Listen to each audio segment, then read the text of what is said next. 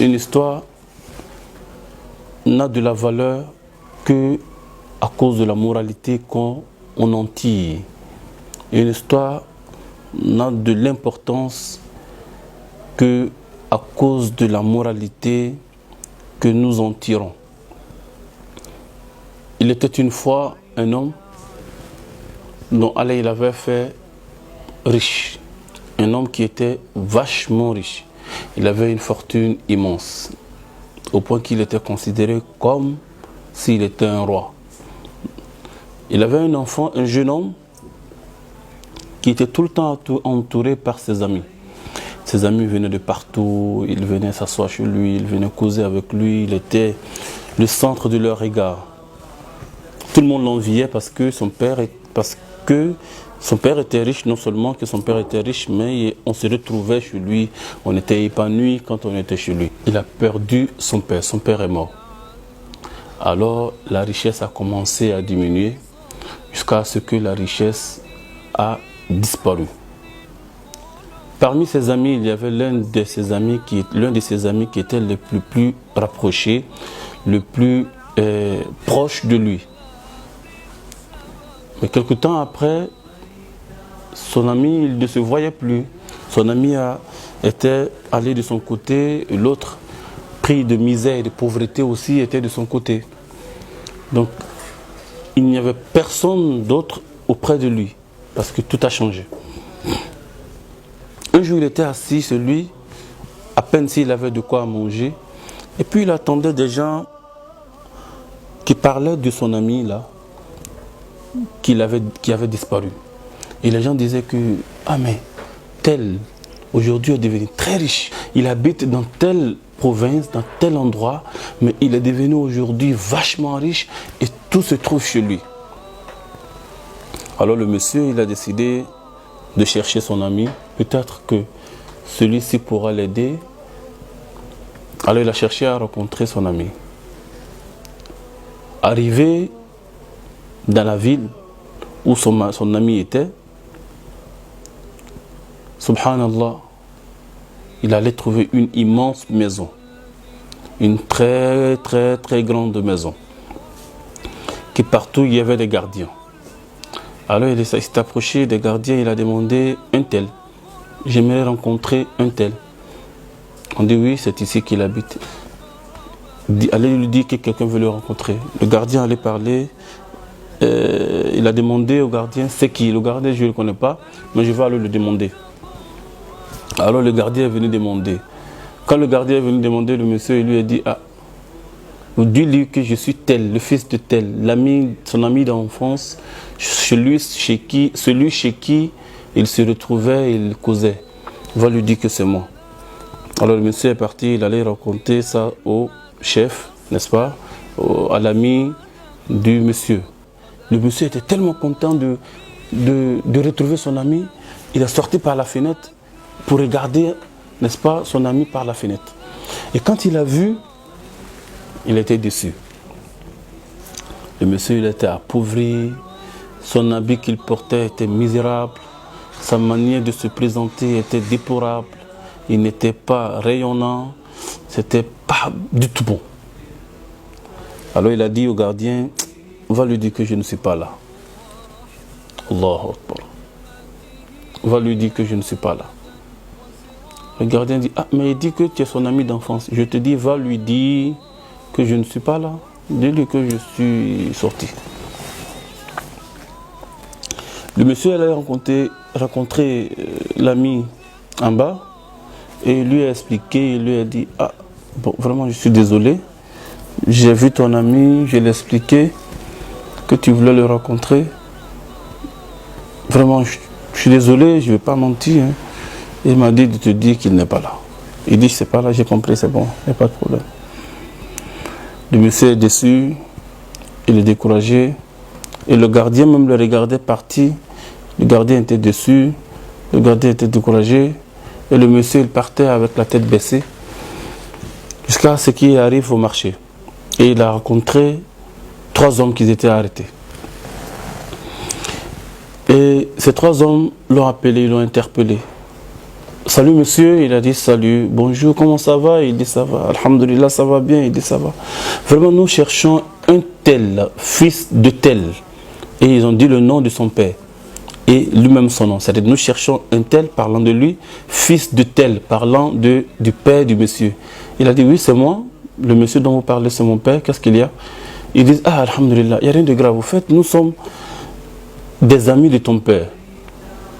Dans telle année, nous avons pris des prêts avec lui, mais on a appris qu'il est décédé. Nous étions venus pour rembourser les prêts que l'on avait pris avec lui. Et c'était des marjan, c'est-à-dire du diamant qu'on avait pris avec lui. Nous sommes venus, nous voulons le rembourser, ces diamants qu'on avait pris. Et ils ont donné un sac rempli de diamants. Allahu Akbar. Ils ont donné un sac rempli de diamants.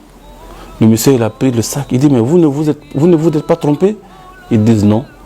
C'est toi le fils de tel? Il dit oui. C'est toi telle personne? Il dit oui, c'est moi. Il dit donc c'est pour toi. Le monsieur, il a pris les diamants, il a dit alhamdulillah. Et mais il s'est posé la question.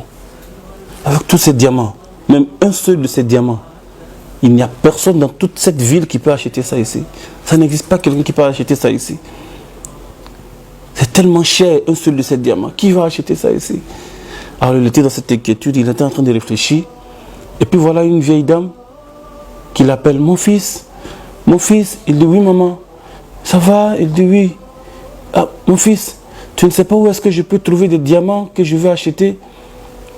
Il dit maman, quel genre de diamants tu vas acheter? Il dit je vais acheter des diamants les plus chers. Allahu Akbar. Et le monsieur dit, ah bon, maman, vraiment moi même j'ai des diamants qui sont là, est-ce que tu peux voir si tu peux acheter? Et il ouvre le sac, la dame s'est mise à crier. Elle dit Allahu Akbar, c'est ce genre de diamant même que je cherchais. Mais je ne peux pas acheter tout ça, c'est trop. Mais regarde mon sac d'argent que j'ai. Est-ce que tu peux me donner quelques-uns de ces diamants? Il dit oui maman. Tout cet argent? Il dit oui. Elle dit tout cet argent. Alors l'enfant, le jeune prend l'argent et dit à la dame, prends ce que tu veux de ces diamants. La dame dit, toute cette fortune que je viens te donner, ne peut prendre que 4 diamants de ce que tu as. Mais je vais en prendre 4, je vais aller me préparer et tu me donnes ton adresse, je reviendrai encore en acheter. Le monsieur, il est étonné. Il a pris l'argent, il a pris le reste de ses diamants et il est parti. Voilà, il est devenu un grand commerçant de la ville. Il a fait un grand magasin, une très très grande boutique. Tout le monde se retrouve chez lui. Les gens font les grands achats chez lui. Et son nom a pris toute la ville. Et un jour, il était assis et il s'est rappelé de son ami d'enfance qui l'avait refoulé la dernière fois. Et il a pris une feuille et il s'est mis à écrire. Il écrit ceci. صحبت قوما لآمن لا وفاء لهم يدعون بين الورى بالمكر والحيل كانوا يجلونني مذ كنت رب غنى فلما أفلست أعدوني من الجهل. Il dit, j'ai été la compagnie d'un peuple. صحبت قوما لآمن لا وفاء لهم. J'ai été le compagnon d'un peuple qui n'ont pas d'engagement. Ils vivent parmi des hommes avec à la quête de leurs intérêts. À la quête des intérêts, ils n'ont pas d'engagement. Ils me vénéraient. Ils étaient pour moi des meilleurs amis. Ils me vénéraient lorsque j'avais de la fortune.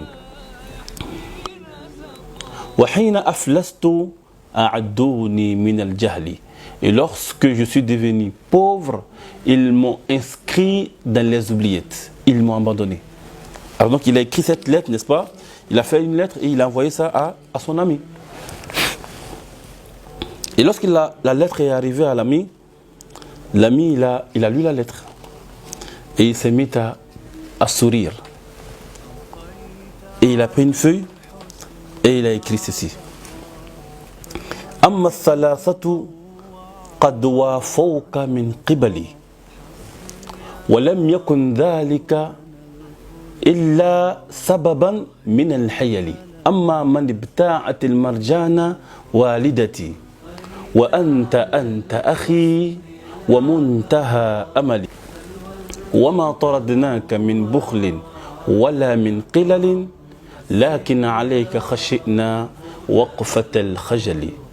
Lui aussi, l'ami, il a écrit une autre lettre et il a donné, il a envoyé ça au monsieur. Lorsque la lettre de son ami est arrivée à lui, il a ouvert et qu'est-ce qu'il trouve dedans? أما الثلاثة قد وافوك من قبلي. Il dit les 3 hommes que tu as reçus chez toi, c'est moi qui les ai envoyés. Les 3 hommes que tu as vus qui t'ont donné les diamants là, c'est moi qui les ai envoyés. La dame qui a acheté les diamants avec toi, c'est ma mère. C'est moi qui ai envoyé ma maman pour aller acheter les diamants avec toi. Et je ne t'ai pas chassé de chez moi parce que je suis avare ou bien parce que je ne veux pas te donner de l'argent. Mais j'ai fait cela parce que je ne voulais pas rencontrer mon ami d'enfance alors qu'il serait complexé. Je ne voulais pas que tu sois complexé devant moi. Quand je t'ai vu, tu n'étais pas bien habillé. Alors que tu allais venir me trouver très bien habillé, je n'ai pas voulu que tu sois complexé en face de moi alors que tu étais le plus propre à l'époque et tu étais le plus riche. Alors l'ami aussi s'est mis à pleurer et il a regretté la lettre qu'il a écrite et il a compris qu'il ne faut pas juger avant de comprendre. Pourquoi juger alors que je ne sais pas ce qui se passe? Pourquoi penser et juger les gens avec ma pensée? Ce que je vois souvent n'est pas la vérité, c'est ce que je pense faux qui est vrai souvent. Allah il nous demande ceci dans le Coran. Ya ayyuhalladhina amanu ijtanibu kathiran min adh-dhann. Oh vous les croyants, oh vous les croyants, évitez souvent les pensées négatives. Évitez les pensées négatives. Inna ba'da adh-dhanni ithmun.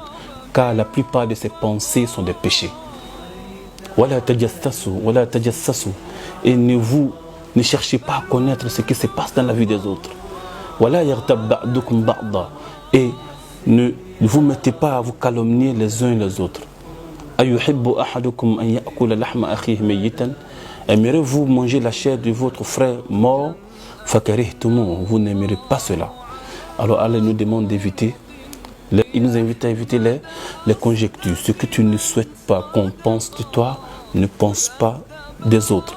Et si jamais tu venais à voir des choses négatives sur ton frère que tu n'as pas compris, fais-toi des bonnes raisons, car tu aimerais aussi que les gens pensent positif de toi. Sur ce, assalamu alaikum wa rahmatullahi wa barakatuh.